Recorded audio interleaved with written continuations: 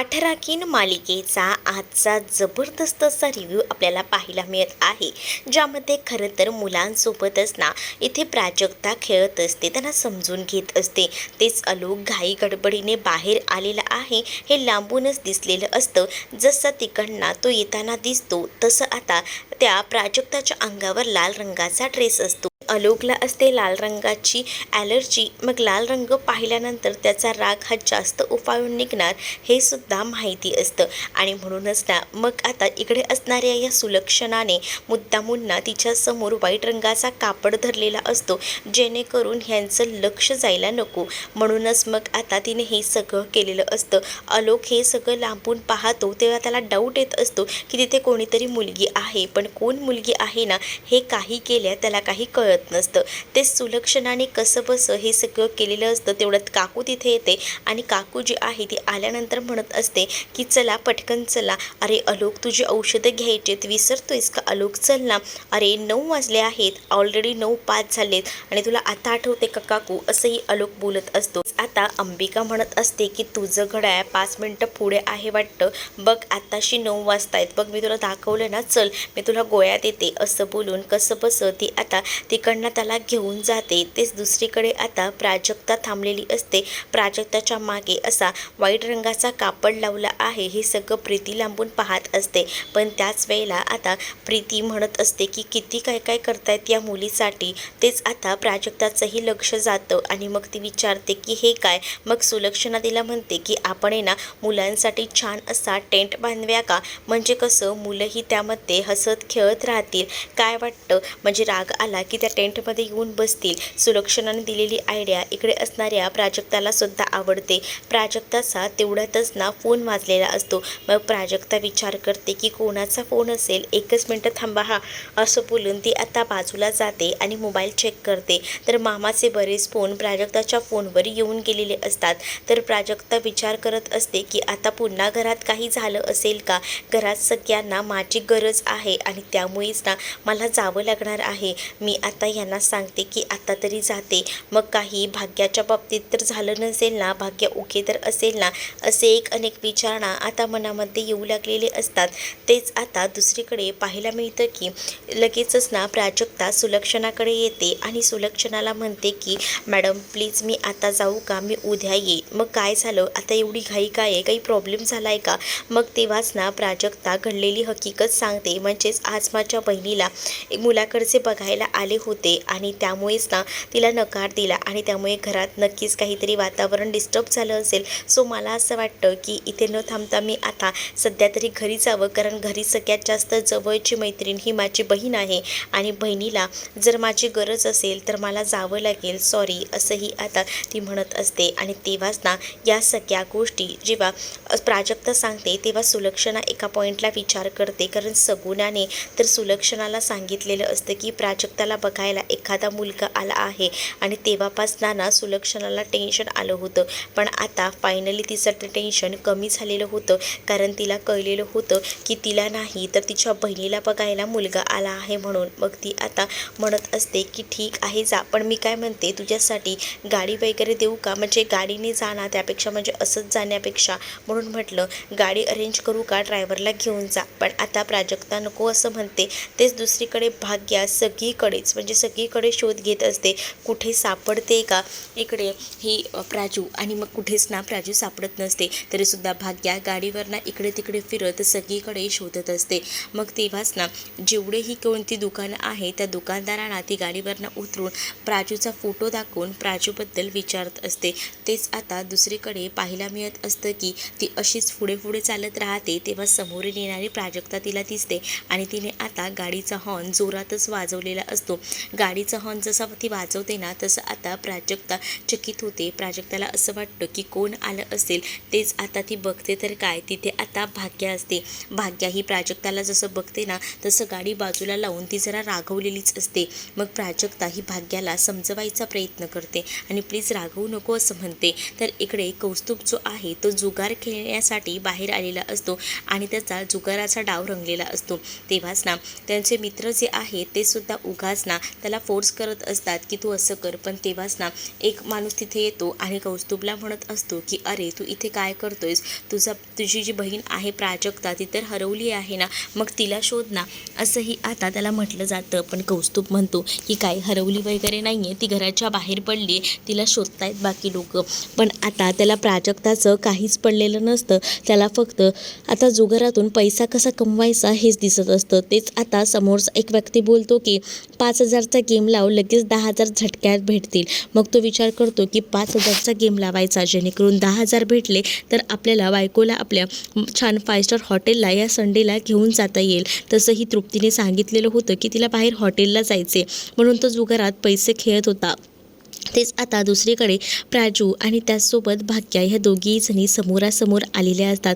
भाग्या आता प्राजक्ताला जाब विचारत असते, गेले 3 तास मी तुला शोधते, 3 तास झाले तुझा काहीच पत्ता नाही आहे, पण तू कुठे गेली होतीस ते सांग.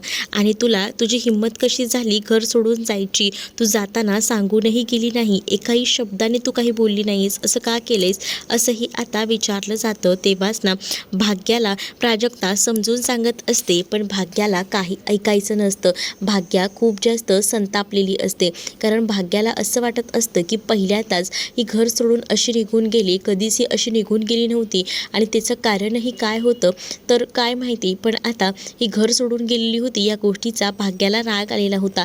प्राजक्ता तिला समजवायचा प्रयत्न करते, आज जे काही झालं ते खूपच वाईट झालं, आणि त्यानंतर मग मी विचार केला की हे सगळं काही माझ्यामुळे होतंय, आणि जर मी त्या घरातच नाही राहिली तर हे सगळे प्रॉब्लेम सॉल्व्ह होतील, असाही विचार मी केला, म्हणूनच मी घराच्या बाहेर पडले, असंही प्राजक्ता आता भाग्याला सांगत असते. भाग्या हे सगळं ऐकते आणि ती म्हणते की तू स्वतःच्या मनाचा विचार कसा काय करू शकते. दुसरीकडे आता 5,000चा डाव ना कौस्तुभने रंगवलेला असतो, पण त्यातच ना कौस्तुभला आवडीचे पत्ते काही लागलेले नसतात, म्हणून कौस्तुभ पॅकअप करतो. आणि मग काय 10,000 रुपये 5,000 रुपये सगळेच गेलेले असतात, आणि मग आता पैसेच हातात उरलेले नसतात. मग पुढचा गेम कसा खेळणार हाच विचार असतो. आणि मग काय हे सगळं झाल्यानंतर आता तो म्हणत असतो की काय पत्ते आलेत, काय खेळणार आहे या पत्त्यांमध्ये, त्यापेक्षा न खेळलेलं बरं, असंही आता तो म्हणत असतो आणि उठून जात असतो. तेच आता तिथे असणारा एक गुंड म्हणतो, ते खेळण्यासुद्धा जिगरा लागतो भाई, जिगरा, समजलं का. मग तेच दुसरीकडे आता पाहायला मिळत असतं की ही सांगत असते प्राजूला की तू तुझ्या मनाचं सगळं काही कसं ठरवू शकतेस, म्हणजे तुला जराही विचार आला नाही का की मला काय वाटेल, तू घर सोडून गेल्यानंतर आमचं काय होईल, तू नेहमी म्हणतेस ना की तू माझी पाठराखीण आहेस, माझी सावली आहेस, मग या सावलीला वेगळं करून तू कशी आणि कुठे गेली होतीस, हे प्रश्नांची उत्तरं मला हवी आहेत. मला कळतंय, हो मला कळतंय तुला त्रास होतोय, पण मला असं वाटलं, मग आता मी असं ऐकणार नाही आहे, गेले 3 तास मी तुला शोधते, तुला तर माझी माफी मागावीच लागेल, सोबतच मी माझ्या मैत्रिणींना सुद्धा कामाला लावले, मग त्याची शिक्षा तर तुला द्यायलाच हवी ना, चल पटकन आता उठाबशा काढ. आणि आता उठाबशा काढायला तिला सांगितलं जातं. तेव्हाच आता प्राजक्ता म्हणते की इथे रस्त्यावर नको, आपण घरी जाऊया, पण भाग्या ऐकत नसते. भाग्या म्हणत असते की इथेच तुला रस्त्यावरच काढाव्या लागणार आहेत, चल पटकन काढून घे बरं उठाबशा, असं देखील आता ती म्हणते. मग आता तिला उठाबशा काढायला सांगितल्या जातात. तेव्हाच ना तिला आता कळत नसतं की रस्त्यावर कसं सगळं करू, पण आता तिच्याकडे ऑप्शन नसतो, त्यामुळे रस्त्यावर तिला उठाबशा काढाव्याच लागत असतात. दुसरीकडे आता कौस्तुभ जो आहे त्या कौस्तुभला आता तो माणूस पकडतो आणि तो म्हणत असतो की असे छोटे मोठे गेम खेळायचे नसतात, गेम खेळायचे असतात ना तर ते मोठे मोठे, म्हणजे कसं 5 लाख लावले की 10 लाख रुपये प्रॉफिट येतं आणि एका झटक्यात माणूस श्रीमंत होतो, असंही आता म्हटलं जातं.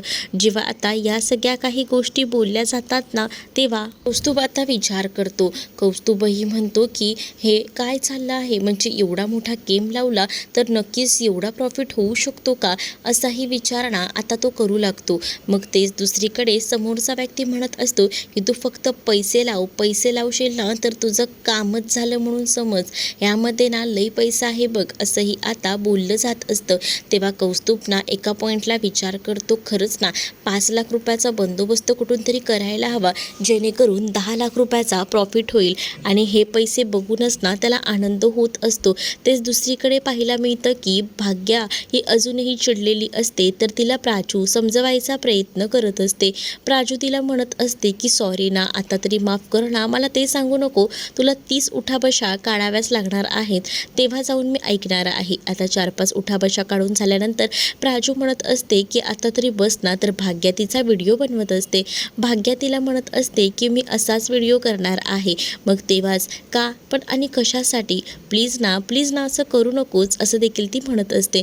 तेव्हाच ना ती म्हणते की थांब, तुझ्यासाठी एक गुड न्यूज आहे, तीच ऐकल्यावर सुद्धा तू मला माफ करणार नाहीस का? कसली गुड न्यूज, कशाबद्दल बोलतेस तू, असंही आता म्हटलं जात असतं. तेव्हाच ना मला सूर्यवंशींच्या घरात नोकरी लागली आहे हे देखील आता सांगितलं जातं.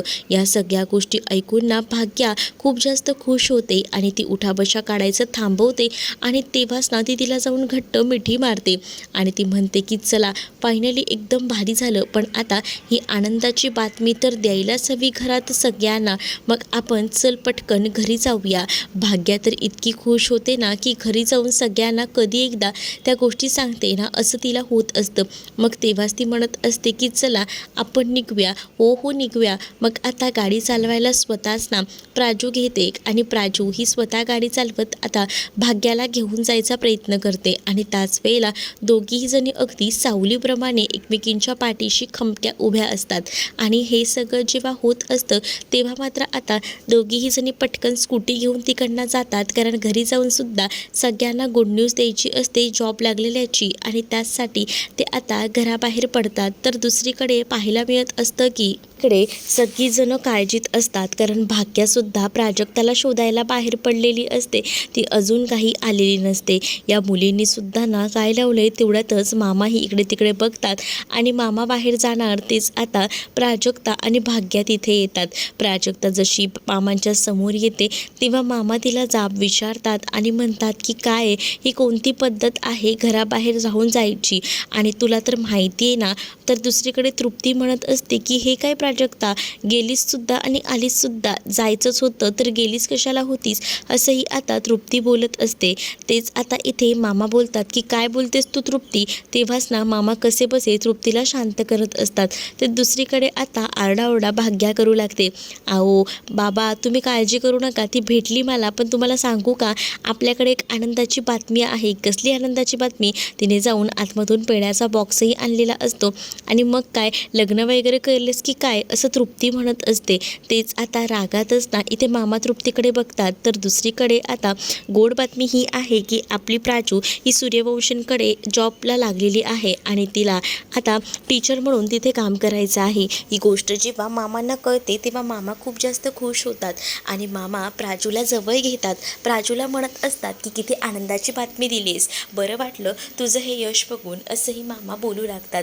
तेच आता प्राजूला सुद्धा खूप जास्त आनंद होतो. पण आता जे पेढे भाग्याने आणलेले असतात ना भरवण्यासाठी, ते पेढे जे आहेत ते खरं तर हे तिचं लग्न कौशिकसोबत होणार आहे म्हणूनच आणलेले असतात. म्हणून तृप्तीना तिला आता टोमणा मारत असते की अगं भाग्या, हे तर पेढे तुझ्या लग्नासाठी आणलेले होते, पण तुझं लग्न काही जमलं नाही, मग हे पेढे तू ह्या सगळ्यासाठी साजरे करायला वापरतेस का.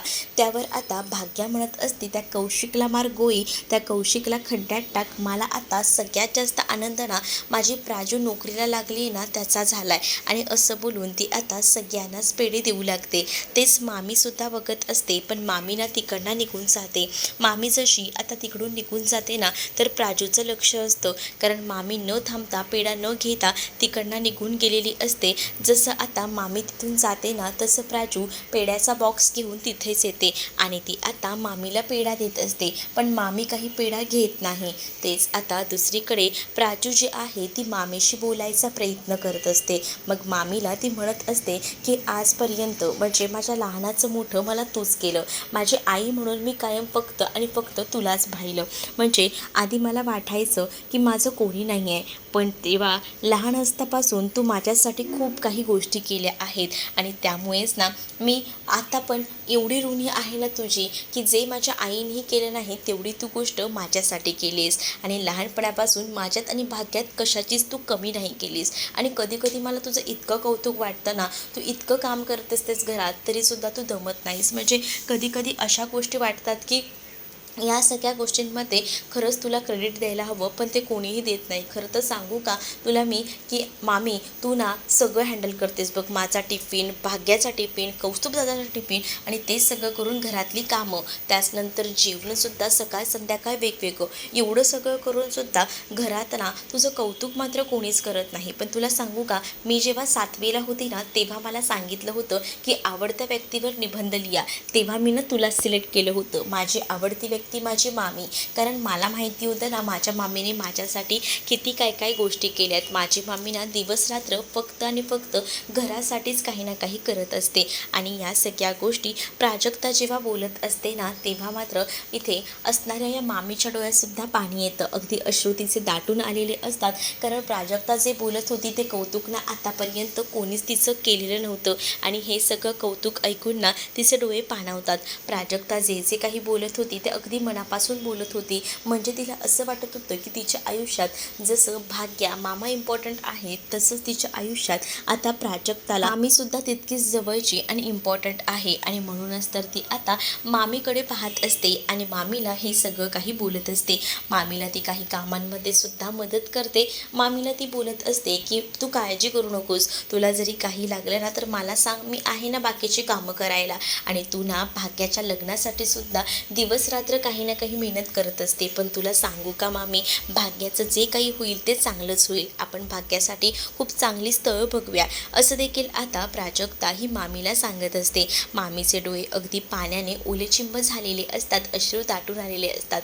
तेच प्राजक्ता आता गुडघ्यावर बसून आता काही झालं तरीसुद्धा मामीला पटवायचा, मामीला समजून घ्यायचा प्रयत्न करत असते. तिथेच ती कपडेसुद्धा घडी करायला मामीला मदत करत असते. मामी आता ओळखून गेलेली असते की प्राजक्ता कशी आहे. खरं तर मामी मनाने खूप चांगली आहे, पण मामीला भडकवण्यामध्ये ना तिच्या आईचा विशेषतः हात आहे. म्हणजे जी माई आहे ना त्या माईनेच हे सगळं केलेलं आहे. आणि त्यामुळेच मामी जी आहे ती प्राजक्ताशी तुटक वागत होती. पण प्राजक्ताबद्दल तिला मनापासून वाटत होतं. प्राजक्ता जेव्हा एवढ्या सगळ्या गोष्टी बोलते तेव्हा मामीचे अश्रू जे आहेत ते आता डोळ्यातून बाहेर आलेले असतात. आणि मग मामी विचार करते की ही मुलगी माझा एवढा विचार करते, एवढं सगळं माझ्याबद्दल बोलते, मग या मुलीलासुद्धा आपण खुश तर करायलाच हवं ना. जो पेढ्यांचा बॉक्स ती घेऊन आलेली होती त्यातला थोडासा पेढा जो आहे तो मामी स्वतः खाते. आणि जेव्हा ती स्वतः खाते ना तेव्हा प्राजक्तालाही बरं वाटतं आणि प्राजक्ताचं ती अभिनंदनसुद्धा करते. प्राजक्ता आता विचार करते की मामी एवढं सगळं करते माझ्यासाठी, तर मामीचे आपण पायाही पडव्या. मग आता ती जेव्हा मामीच्या पाया पडायला जाते ना तेव्हा मामी तिच्या डोक्यावर हात ठेवून तिला आशीर्वादसुद्धा देते. आणि तेवढ्यातच भाग्या इथे आलेली असते आणि भाग्यासुद्धा हे सगळं काही बघते. भाग्यालाही आता प्राजक्ता आणि मामीचं नातं पुन्हा पूर्ववत आल्यामुळे तिलाही आनंद झालेला असतो. आणि भाग्या तर खूप जास्त खुश असते, कारण मामीने तिने दिलेला पेढा हा खाल्लेला असतो. त्यामुळे आता मामीलासुद्धा आपण जॉबला लागलो ह्याचा आनंद झाला आहे ही गोष्ट आता कळलेली असते. तेच आता भाग्यालासुद्धा हे सगळं बघून खूप जास्त आनंद होतो. भाग्या लगेचच ना आता जाते आणि भाग्या ही प्राजूला म्हणत असते की बघितलंस ना, झालं ना सगळं काही मॅनेज, बरं झालं या सगळ्या गोष्टी अशा पद्धतीने मॅनेज झाल्या त्या. मला तर इतका आनंद झाला आहे ना प्राजू की तुला काय सांगू, असंही आता भाग्या प्राजूला म्हणत असते. मग प्राजू हे मामीचे आशीर्वाद वगैरे घेते आणि जाऊन भाग्याला कडकडून मिठी मारते, कारण तिला ना खूप भारी वाटत असतं, खूप छान वाटत असतं. आणि त्यामुळेच ना आता ती खूप जास्त खुश असते. भाग्याही म्हणत असते की चला फायनली छान झालं. मग आता भाग्या जाऊन मामीलाही मिठी मारते, कारण मामीने प्राजक्ताचा स्वीकार केलेला असतो, प्राजक्ताला समजून घेतलेलं असतं. आणि त्यामुळेच आता भाग्यासुद्धा मामीला कडकडून मिठी मारते. तेच आता भाग्या मामीला म्हणत असते की thank you thank you thank you so much, तुला काय सांगू. पण आता मामी जी आहे ती बोलत असते की तूसुद्धा तुझा विचार कर फ्युचरचा, हे सुद्धा भाग्याला मामीने सांगितलेलं असतं. त्याचबरोबर माझी काळजी तू करू नकोस, माझ्यासोबत प्राजू असेल ना तर मी काही करू शकते, असंही आता भाग्या जी आहे ती आपल्या आईला सांगू लागते. तेच दुसरीकडे आता भाग्या ही खूप जास्त खुश असते, कारण प्राजक्ताला नोकरीही लागलेली असते अगदी तिची मनासारखी. कारण तिनेच तर स्वतः तयारी करून घेतली होती ना, आणि ती तयारी पूर्णपणे एकदम भारीच झाली होती. आणि हे सगळं बघूनच ना ती खूप जास्त खुश होती. तर दुसरीकडे मात्र आई, तू माझी काळजी करू नको, माझंही सगळं चांगलंच होणार, कारण माझ्यासोबत माझी प्राजू आहे, असंही आता भाग्या जे आहे ती आईला बोलते. मग तेव्हाच ना आईला सुद्धा रडू येतं आणि प्राजक्ता हे सगळं बघून तिचे सुद्धा डोळे पाणावलेले असतात. तर पुढील भागात मध्ये पाहायला मिळतं की मामाने आता जे काही विम्याचे जे पैसे असतात, जे प्राजक्ताच्या आईने सेविंग करून ठेवलेले असतात, ते पैसे 1,00,000 रुपये आणलेले असतात आणि ते पैसे आणून हातामध्ये प्राजक्ताच्या देतात. प्राजक्ताला सांगतात की यावर तुझा हक्क आहे आणि ते पैसे तू ठेवून दे. दुसरीकडे सुलक्षणा आणि गुरुजींना कामाला लावलेलं असतं की 10 दिवसात भाग्याचं लग्न व्हायला हवं, भाग्यासाठी एखादा मुलगा शोधा म्हणून. तेच आता त्यांच्याकडे सुद्धा त्यांनी पैसे दिलेले असतात. तर दुसरीकडे पाहायला मिळतं की इकडे भाग्या थोडी नाराज असते, तेव्हा प्राजक्ता तिला समजावत असते. इकडे आता आलोक जो आहे तो सुद्धा एका वेगळ्या शोधात असतो, पण आलोक आणि त्याचसोबत प्राजक्ताची गाठ जी आहे ती लवकरच बांधली जाणार आहे. तेच प्राजक्ताने ते पैसे सगळे ना जपून ठेवलेले असतात कपाटामध्ये, आणि त्यावी आता तिने ठेवून दिलेली असते. आणि हे सगळे पैसे ठेवताना नेमकं तृप्तीने पाहिलेलं असतं. आता तृप्तीचा ह्या पैशांवर डोळा असतो. तर तुम्हाला हा भाग कसा वाटला हे कमेंटमध्ये मला नक्कीच सांगा, आणि अशाच नवनवीन भागांसाठी आपल्या चॅनलला सबस्क्राईब करायला विसरू नका. चला तर मग भेटूया पुढच्या भागामध्ये.